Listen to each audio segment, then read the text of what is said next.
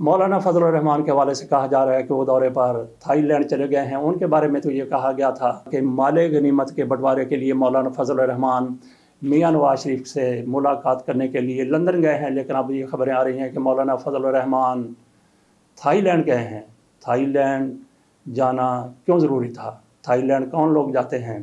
पाकिस्तान में कहा जाए कि लाहौर की हीरा मंडी में कोई बंदा चला गया है, या कराची के रेड एरिया में चला गया है, या जैकबाबाद की लाल गली में चला गया है, तो इसी तरह से ये कहा जाता है कि कोई बंदा थाईलैंड चला गया है। थाईलैंड मसाज के लिए मशहूर है, वहाँ पे ख़वातीन मसाज करती हैं। हम थोड़ा सा आपको माजी में ले जाते हैं। जुल्फ़िकार अली भुट्टो की हुकूमत थी, उनके सदर फजल इलाही चौधरी थे।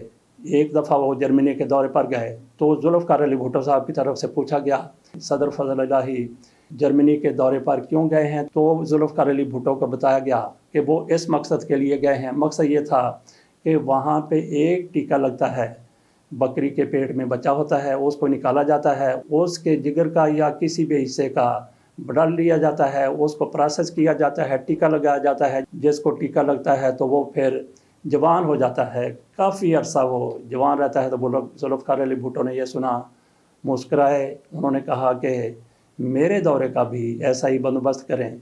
मौलाना फजल रहमान साहब थाईलैंड गए हैं, तो कई और लीडरों की तरफ से भी इस ख्वाहिश का इजहार किया जा रहा होगा कि हमारे दौरे का भी वहाँ पर बंदोबस्त किया जाए।